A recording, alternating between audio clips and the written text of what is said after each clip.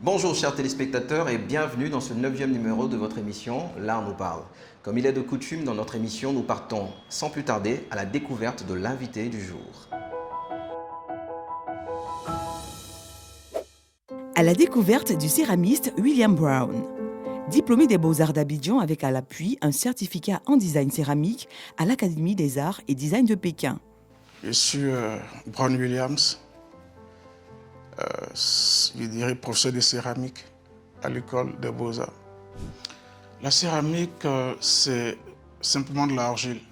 Et de nos jours, on peut la définir comme étant l'art de façonner des argiles pour fabriquer des objets décoratifs ou usuels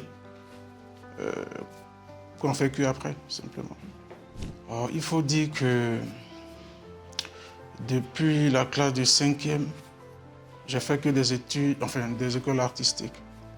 Déjà au collège d'enseignement artistique d'Abongoro, après au lycée d'enseignement artistique à Abidjan. Et après, je suis rentré aux Beaux-Arts. Après les Beaux-Arts, 4 ans d'études, un certificat de professeur. Et puis j'enseigne là depuis 2001. Enfin, c'est vrai que j'ai fait aussi des études en Chine pendant 2 ans. Au départ, c'était une curiosité parce que quand j'étais en première année à l'école des Beaux-Arts, on n'avait pas de professeur. Enfin, on ne faisait même pas de la céramique parce que la céramique était destinée à ceux qui étaient en année de spécialité. Et un jour, on traversait l'atelier de céramique. Et mon binôme et moi, on avait découvert un monsieur qui était seul dans l'atelier et qui était en train de travailler. C'était un Japonais. Et bon, il ne comprenait pas le français ni l'anglais. On ne comprenait pas aussi le japonais. Donc, la communication était difficile. Et on le voyait faire, et moi, ça m'a vraiment passionné.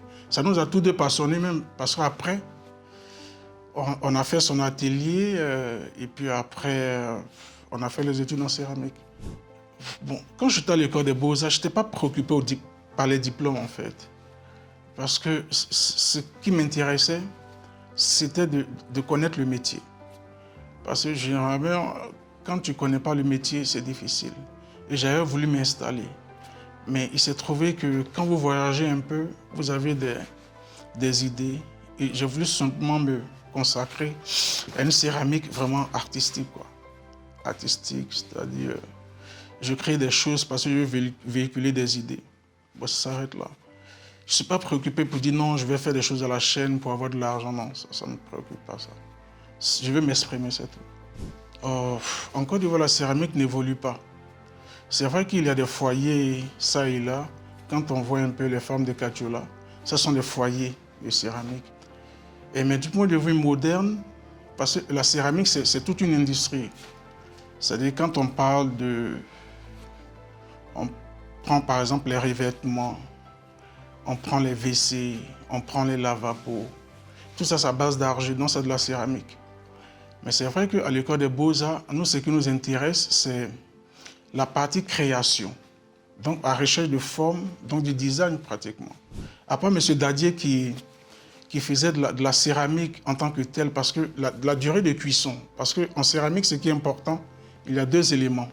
Il y a l'argile, la matière première, et puis il y a la cuisson. Avec M. Dadier, il pouvait atteindre 1300 degrés. Avec 1300 degrés, on atteint la température de cuisson. Moi, ce que je conseille généralement à mes étudiants, je leur dis, OK, vous voyez, en matière de céramique, c'est vrai qu'il y a le côté artisanal, il y a le côté industriel et puis il y a le côté artistique. Mais pour ceux qui veulent faire de la céramique artisanale, ils peuvent s'associer. C'est ce que je demande toujours aux étudiants, parce qu'ils ont des compétences en fait. La céramique nourrit son nom, mais c'est un peu comme... Je vais vous donner un exemple. Vous avez peut-être 1 tonne d'argile, bon, disons 2 tonnes d'argile.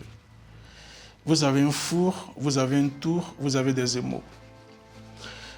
Vous donnez une idée, vous faites une estimation. Vous dites comme ça que, OK, moi j'ai envie de produire 1000 poteries par mois. Ça, c'est un exemple que je donne. Dans l'année, ça nous fait 12 000 poteries. Si vous prenez 12 000 par 1000 francs, ça vous fait facilement 12 millions. Et ça c'est la production d'une seule personne. Donc ça nourrit bien son nom, mais c'est parce que les gens ne savent pas. Chers téléspectateurs, j'espère que vous avez eu beaucoup de plaisir à découvrir l'invité du jour. À présent, place à la seconde partie de cette émission, mon super talent artistique. Chers téléspectateurs, aujourd'hui nous faisons un focus sur la candidate numéro 4, Anne Niassa Kouassi.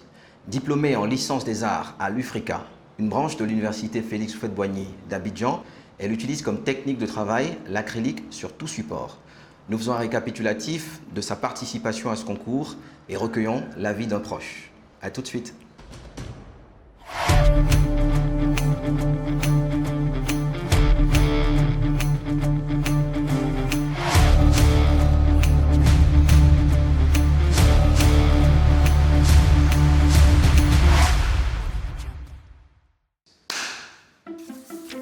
Ok, c'est une belle expérience que j'ai retenue en fait de cette compétition. J'ai apprécié me frotter au contact d'autres artistes pour acquérir de l'expérience. Et mes moments forts, ce sont les échanges que j'ai eus plutôt avec les membres du jury qui m'ont permis d'avoir une nouvelle orientation et puis de développer mon travail autrement. Anne Niassa, c'était la fille que j'adorais. Quand j'ai vu ses premiers travaux, j'ai dit celle-là, elle va briser la baraque. Vous savez, il y a une plante qui s'appelle la sensitive. Lorsqu'on touche le feuillage, il se referme. Anne Niassa est le contraire de cette plante-là. Elle a l'air fermée et lorsqu'on la met dans son univers artistique, elle s'exprime aisément. Je fais ce petit message pour soutenir donc Anne-Judith, mon artiste, qui est vraiment donc, bourré de talent, avec la particularité d'avoir toujours cette touche liée à ses racines africaines que j'adore énormément chez elle. Mon rêve en tant qu'artiste, c'est peindre et ne jamais m'arrêter de peindre en fait. Et que Dieu m'en donne la force. Je pense que c'est ça mon rêve. Parce que si on me coupe en fait les mains, on me coupe la peinture, c'est comme si on m'empêche de respirer. Ce que je peux lui donner comme conseil, c'est de beaucoup travailler la technique. C'est-à-dire le domaine dans lequel elle décide d'exceller, il faut qu'elle puisse se faire accompagner par des personnes, qu'elle puisse vraiment travailler la technique. Et je pense que la technique plus sa sensibilité, ça apportera un plus à ses œuvres. Bon, mon rituel en fait, avant de peindre, c'est la prière d'abord. Et puis après aussi, j'écoute la musique gospel, ça me détend. Bonjour Anne. Bonjour monsieur. Comment tu te sens? Ça va bien. Je constate que tu commences à bien maîtriser ton pinceau, parce que tu fais des jets et en même temps tu sors la lumière, mais où tu mettrais ta racine? J'ai envie de dire surprise, mais je vais expliquer un tout petit peu. On dit Afrique de demain, on n'a pas dit la Côte d'Ivoire, on sait que l'Afrique elle est colorée, elle regorge d'histoire. Et on veut un avenir, mais on va à l'avenir comment? On se retourne à notre racine, elle est remplie de culture. Nous, à l'intérieur, on aura un max du Cameroun, une kora du Mali, et puis des escaliers avec des pagnes de Côte d'Ivoire qui montent vers un éclairci en fait, avec quelques claviers pour montrer la technologie et l'évolution. Okay. L'explication a été bien donnée et j'espère qu'à la fin, ça sera un tableau très harmonieux. Du courage. Merci. On peut faire de l'abstraction, mais en regardant les couleurs, en regardant la composition, on sait que celui-là, il sait dessiner. Elle ne dessine pas. Elle n'est pas coloriste non plus. On dirait peut-être que je suis un peu dur, mais le dessin plus les couleurs, ça fait l'ensemble, un ensemble agréable. Et donc, Anne Niassa, pour ce concours, n'a pas été très fameuse. Il faudrait qu'elle dessine énormément, même si elle doit faire l'abstraction. Elle a son personnage particulier, sa technique lui a donné un personnage particulier, une identité. Mais le souci avec elle aussi, comme tout un peu les autres, c'est de faire de la figuration, par exemple, mettre ces personnages en jeu. Mais il y a comme une paresse d'aller au bout, d'exprimer ou de faire des associations entre l'idée et puis la forme, les symbolismes et les utiliser pour pouvoir dire au maximum ce qu'il a envie de dire avec sa technique spécifique. Mais ces personnages sont vraiment une identité personnelle et je pense que ça peut être pour elle quelque chose d'intéressant. Je l'encouragerai à mieux s'adonner à ces exercices et que dans quelques années, on puisse vraiment la voir sur la scène.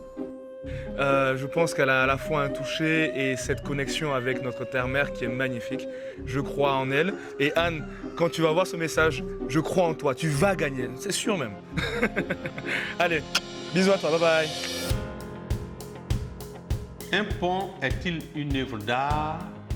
Argumentez votre réponse.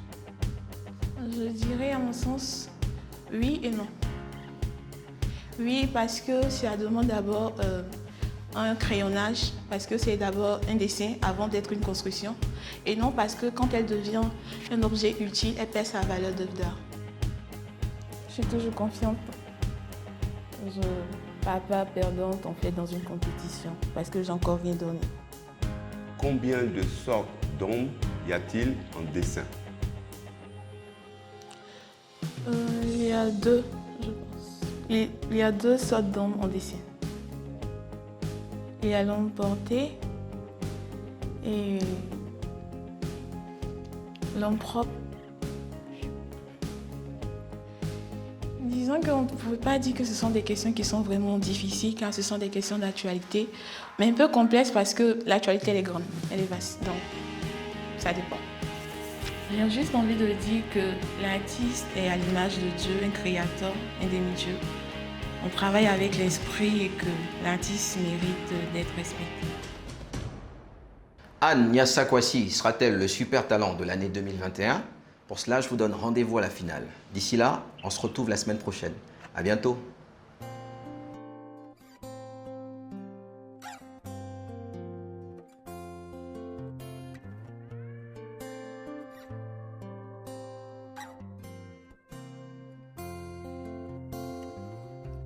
C'était hier quand Boyo jouait sur les pirogues.